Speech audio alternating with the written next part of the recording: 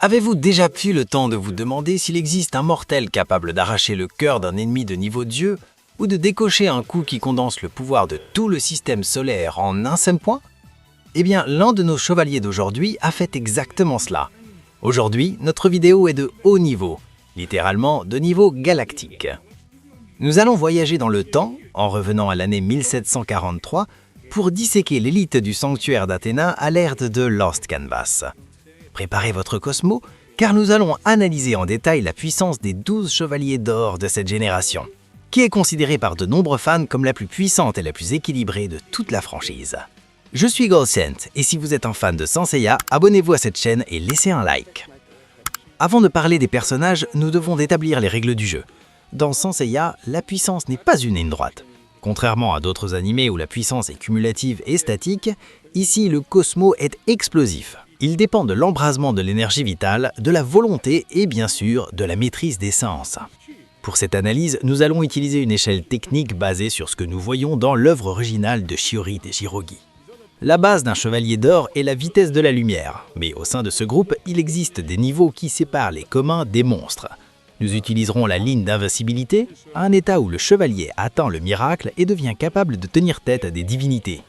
La guerre sainte du XVIIIe siècle est marquée par l'éveil d'Hadès dans le corps du jeune Alone, et pour affronter l'armée des 108 spectres, le grand Pope Sage et son frère Hakurei, qui sont les survivants de la guerre précédente, ont entraîné une élite de chevaliers sans précédent. Et maintenant, nous allons découvrir qui est qui dans cette hiérarchie. Nous commençons par les noms les plus connus de la franchise, mais ici, ils sont encore des novices. Xion du Bélier et Doko de la Balance. 12e place, Xion du Bélier. Le futur grand Pope du XXe siècle est ici un jeune homme qui parvient à lire l'histoire des armures simplement en les touchant. Au début de Lost Canvas, Xion est considéré comme l'un des maillons les plus faibles de ces 12 chevaliers d'or, mais ne vous trompez pas, il possède toujours la vitesse de la lumière. Son mur de cristal est une défense presque impénétrable et sa technique de la révolution stellaire canalise le pouvoir des étoiles de la constellation du Bélier. Xion représente le potentiel de croissance. Il a survécu non pas parce qu'il était le plus fort en 1743, mais parce qu'il était le plus résilient et capable d'hériter de l'héritage du sanctuaire. 11e place, Doko de la Balance. Le maître de Shiryu est connu sous le nom de Tigre. En 1743, Doko est impétueux et agit beaucoup avec le cœur. Il a reçu le sang de la déesse Athéna elle-même, Sacha, ce qui a élevé sa vitalité à des niveaux absurdes. En tant que chevalier de la Balance, il est le gardien des 12 armes qui peuvent détruire des étoiles, mais il ne les utilise rarement, se fiant à ses 100 dragons de Rosan. Tout comme Xion, il est en évolution dans cette saga, mais son courage en affrontant Hadès lui-même de face montre que le niveau basique d'un chevalier d'or à cette époque est déjà le sommet d'autres générations. 10e place, Albafika des Poissons.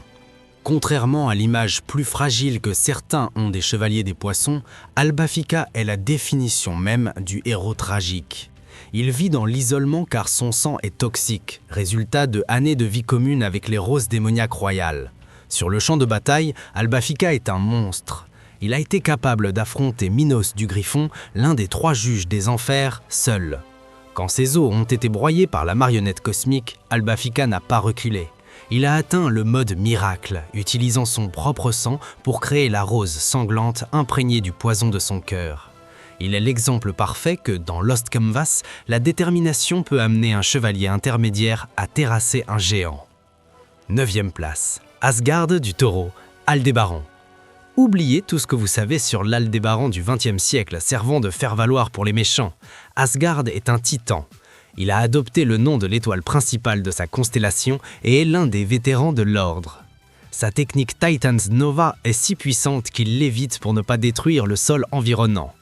Asgard a affronté Kagao du Bennu, le spectre le plus rapide d'Hadès, et a gagné en démontrant une supériorité physique et spirituelle écrasante.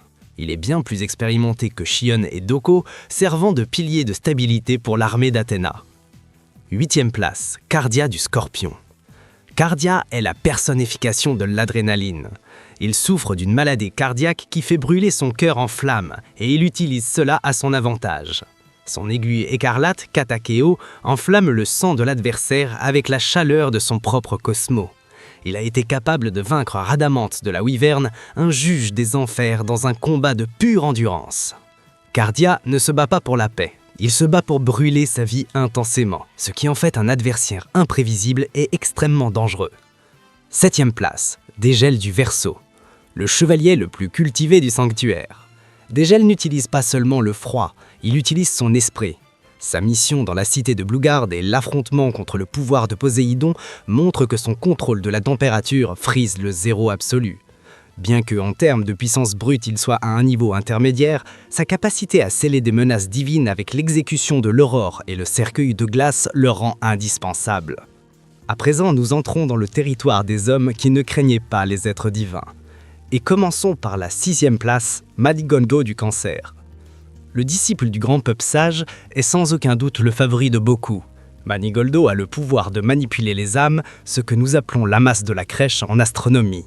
Il n'a pas seulement vaincu des spectres ordinaires, il a envahi la partie d'échecs des dieux jumeaux, Thanatos, le dieu de la mort, et Hypnos, le dieu du sommeil. Manigoldo a donné un coup de poing au visage d'un dieu et avec la technique des cercles d'Hadès, s'est sacrifié pour détruire le corps hôte de Thanatos.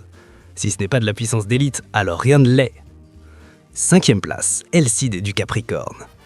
Alcide est un homme qui s'est transformé en épée. Il a cherché la perfection d'Excalibur toute sa vie. Dans l'arc des dieux des songes, Onéros, Phantasos, Isélos et Morpheus, Alcide a réalisé l'impossible, il a tranché des dimensions et divisé la flèche du Sagittaire en 4 pour frapper simultanément les 4 divinités. Il a atteint l'état d'invincibilité grâce à une concentration absolue, prouvant qu'un humain peut, oui, découper un être divin. Maintenant, nous arrivons au sommet de la pyramide. Ces 4 derniers chevaliers opèrent sur une échelle de puissance qui défie la logique. 4e place, Asmita de la Vierge. Connu comme l'homme le plus proche de Dieu, Asmita est le premier à éveiller le 8e sens, l'Arayashiki, à cette époque. Il est aveugle, mais il voit la vérité de l'univers. Sa plus grande contribution n'a pas été dans une bataille physique, mais spirituelle. Il a utilisé tout son cosmo pour créer le rosaire de 108 grains, la seule arme capable de sceller l'immortalité des spectres de Hadès. Sans Asmita, Athéna ne gagnerait jamais la guerre. Sa puissance de base est comparable à celle de Régulus, étant capable de paralyser le temps et l'espace avec le trésor du ciel. 3e place, Sisyphe du Sagittaire, le chef de file des Chevaliers d'Or. Sisyphe est la boussole morale du sanctuaire. Son contrôle sur le cosmos est si vaste qu'il peut combattre même sans cœur dans la poitrine ou sans yeux. Il a atteint le 8e sens lors de l'invasion du royaume des songes et possède la flèche d'or imprégnée du cosmos d'Athéna, capable de blesser l'âme des dieux. C'est le vétéran suprême, dont la sagesse et la puissance le placent au-dessus de presque tous ses pairs. 2e place, Régulus du Lion. Vous souvenez-vous de la question au début de la vidéo?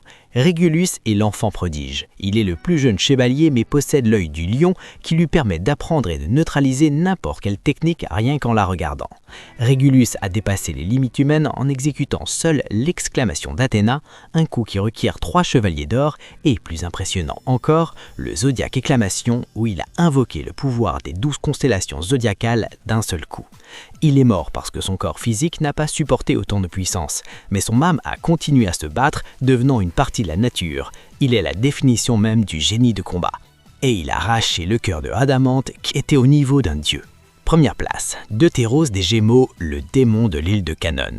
Au sommet, nous avons l'homme qui mâche de la lave. Deutéros est le frère d'Aspros des Gémeaux et a vécu dans l'ombre, mais sa puissance est brute et incontrôlable. Il possède un contrôle absolu sur les dimensions et l'esprit. Deutéros n'atteint pas seulement la vitesse de la lumière, mais il domine avec une telle facilité qu'il semble s'amuser. Son explosion galactique est décrite comme l'impact de centaines de systèmes solaires entrant en collision. Il est considéré comme le plus puissant de sa génération pour sa capacité à entrer en mode invincible presque à volonté, sans avoir besoin de grands discours ou de préparation. La grande leçon de The Lost Canvas est que bien que Chion et Doko soient les survivants, ils étaient entourés de géants qui ont élevé le nom d'Athéna au niveau le plus haut de l'histoire. La puissance ici n'est pas stable, elle est une flamme qui brille plus fort avant de s'éteindre. Ces 12 guerriers n'ont pas seulement combattu, ils ont changé les règles de ce qu'un humain peut faire contre le destin imposé par les dieux. Alors, êtes-vous d'accord avec cette échelle? Pensez-vous que Régulus aurait vraiment balayé tout le monde s'il a eu plus de temps à vivre? Ou est-ce que Deutéros est le véritable monstre immatable? Si vous voulez approfondir davantage l'univers des Chevaliers du Zodiaque, abonnez-vous à la chaîne et faites partie du plus grand sanctuaire de tous les chevaliers.